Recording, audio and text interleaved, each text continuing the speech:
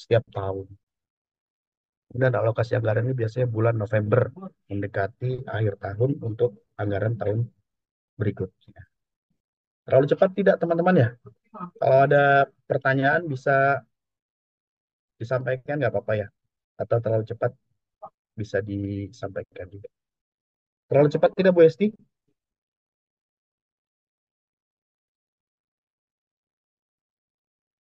Terlalu cepat atau tidak? Iya, Masih bisa? udah bisa. Tidak ya, Nanti masih kan mengikuti ya? teman-teman Oke, bisa kok ngangguk semua di sini. oke. Lanjut ya. Nah, ini alurnya.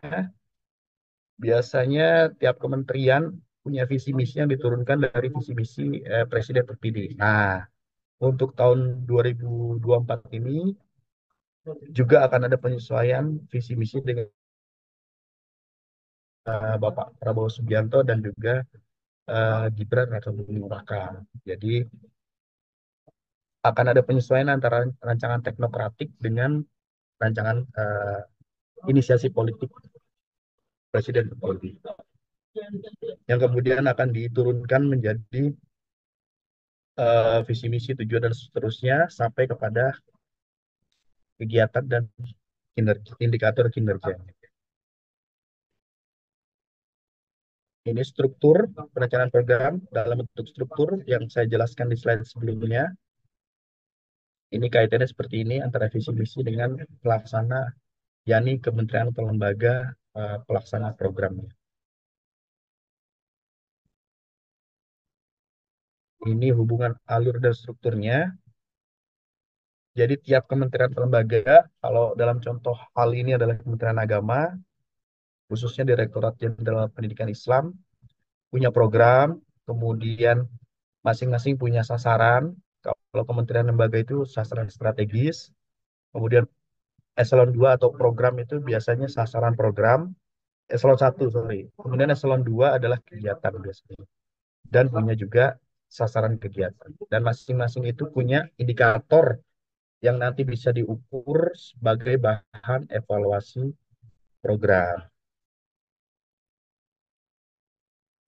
Ini untuk kerangka kelembagaan dan kerangka pendanaan biasanya eh, struktur mengikuti uang. Tapi kalau semenjak tahun 2014 kalau nggak salah, jadi pendanaan itu mengikuti struktur atau mengikuti program. Programnya bagus akan didanai, programnya kira-kira tidak berdampak maka tidak akan diberikan pendanaan oleh pemerintah.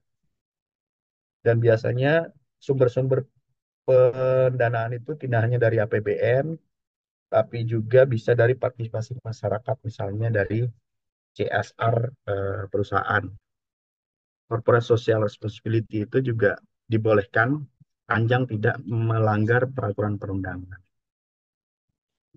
Nah, ini contoh matriks kalau sudah tersusun programnya, program A, B, C, D, dan sebagainya, terus dalamnya ada kegiatan apa, satu, dua, tiga, dan masing-masing punya sasaran serta indikator, maka dituangkan dalam sebuah matriks, sekaligus target angkanya biasanya, misalkan tahun ini jumlah siswa yang sekolah berapa juta, siswa MI, atau APK tahun ini ditargetkan berapa, APK Madrasah Aliyah tahun ini berapa, dituangkan, kemudian sekaligus pendanaannya dialokasi anggaran. Maaf ya. Kemudian ini visi misi, ini terbaru ya. Ini visi misi Kementerian Agama sampai dengan 2024. Bisa teman-teman baca ya. Yang visinya adalah sebagai lembaga yang profesional dan andal dalam membangun masyarakat yang saleh, moderat, cerdas, dan unggul untuk mewujudkan Indonesia maju yang berdaulat, mandiri, dan berkepribadian. Kemudian diturunkan dalam misi serta tujuan. Misi ini turunan dari visi, kemudian tujuan ini turunan dari misi. Dan biasanya poin-poin 1 sampai 6 ini eh, diamanahkan kepada masing-masing unit eselon 1. Misalkan nomor 4 biasanya diamanahkan ke Direktorat Jenderal Pendidikan Islam, meningkatkan layanan pendidikan yang merata dan bermutu. Oke, lanjut. Nah, sebelum ke evaluasi, ada pertanyaan terkait perencanaan teman-teman sekalian? Langsung aja kali ya, Pak. Teman-teman ada yang mau ditanyain kan? Ada yang mau ditanyain nggak? Ada yang kurang jelas atau Biasanya kalau udah sekali nanya nggak selesai-selesai mereka nanya.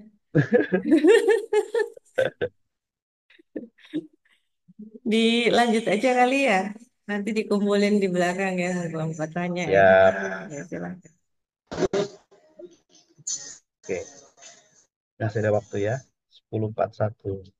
Oke, sekarang kita masuk ke evaluasi ya. Ini saya tabulasi Pak Marif, capaian kinerja Kementerian Agama mulai 2020 sampai 2023. Yang 2024 belum fix karena sedang masih tahun berjalan. Kenapa dibilang, apa kita katakan kinerja? Karena biasanya diukur adalah satuan kinerja berdasarkan sasaran-sasaran program dan sasaran-sasaran kegiatan yang sudah saya jelaskan sebelumnya tadi. Nah, contoh ya, ini ya. eh Meningkatnya kualitas pembelajaran dan pengajaran. Ini indikatornya adalah persentase anak di atas batas kompetensi kompetensi minimal dalam tes asesmen kompetensi. Kemudian indikatornya ada dua, yakni literasi dan numerasi. Target 2020 55, kemudian realisasinya 53. Jadi capaiannya 96%. Tidak betul-betul 100%, tapi sudah cukup, sudah baik ya indikatornya. Kemudian untuk numerasi, contohnya target juga 23, realisasinya 22,3. Artinya capaiannya dalam persentase adalah 94,49. Persentase didapatkan dari realisasi per target dikali 100%. Nah, 94 itu kita sebut juga dengan istilah baik. Ada juga yang sangat baik, contohnya di atas 100%. Itu tahun 2002. Targetnya 25, tapi kemudian ternyata realisasinya 70. Ini artinya sangat baik. Nah, untuk target serta realisasi ini biasanya ditetapkan kesepakatan antara Kementerian Agama dengan Bappenas atau Kementerian PPN Bappenas ya. Setelah disepakati untuk target tahun 2025 misalkan, maka Kementerian Agama harus mencoba mencapai target yang sudah ditetapkan. Baru kemudian ada evaluasi berdasarkan realisasi di tahun tersebut. Nah, ternyata ada data yang tidak, kita belum pernah ikut, baru tahun ini ikut, yaitu untuk PISA tahun 2020 itu kita belum ikut PISA. PISA itu apa ya? Standar nasional kompetensi siswa atau peserta didik di semua level jenjang pendidikan, dan itu sifatnya global atau internasional. Dan sayangnya Kementerian Agama baru ikut 2021, dan alhamdulillah tahun ini juga saya baca di media ikut, sudah menyasar sekitar 8, kemarin mengambil sampel 85 madrasah negeri dan swasta untuk diukur secara nasional. Dan alhamdulillah ternyata skor PISA-nya baik ya sejak tahun 2021. Ini contoh berikutnya, indikator-indikator evaluasi EK, angka partisipasi khusus kasar, angka partisipasi kasar pendidikan ya. Yang kurang itu ternyata di APKRA di 2002. Ini contoh-contoh yang saya apa ya, saya coba sajikan ke teman-teman bagaimana mengukur atau mengevaluasi sebuah capaian program berdasarkan target dan realisasi. Dan biasanya program-program ini ada program-program yang embedded atau apa ya, menjadi prioritas pemerintah dan sudah diberikan secara apa ya, secara langsung oleh Presiden melalui Menteri dan jajaran di bawahnya untuk mencapai target yang telah ditetapkan.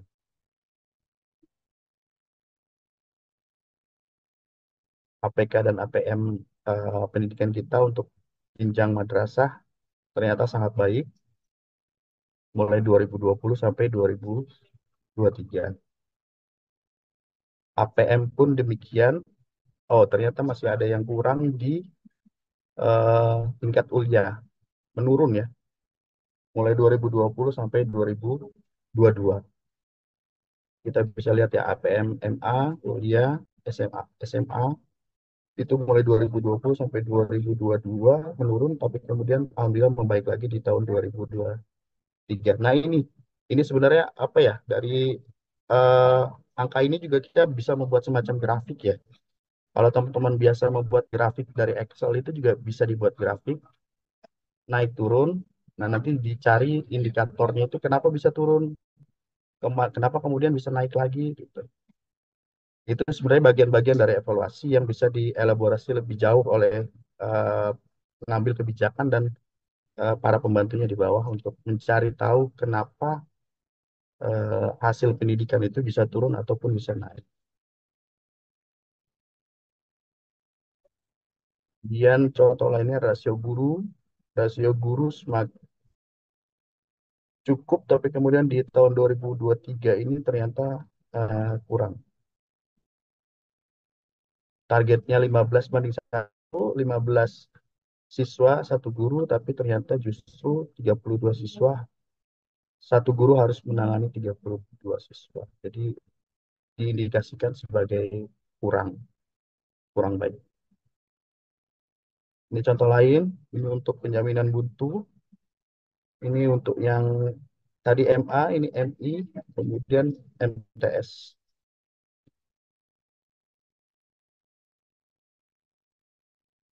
Ini juga.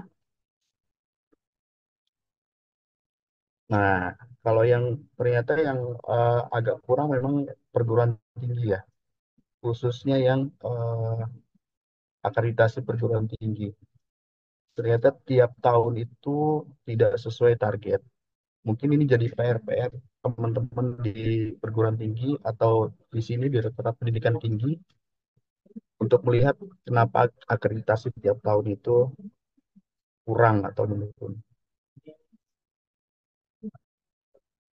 Ini indeks indeks karakter setiap tahun meningkat.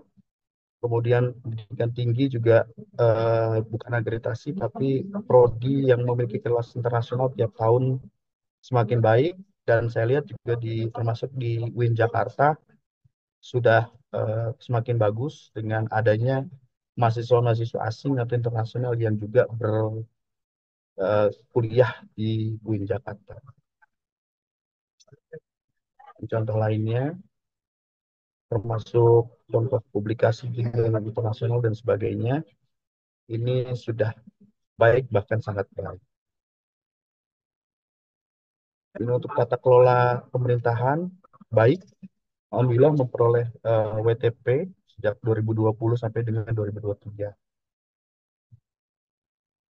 Nah, ternyata rata capaian kinerja secara kelembagaan Kementerian Agama itu tiap tahun meningkat 2020 sampai 2023.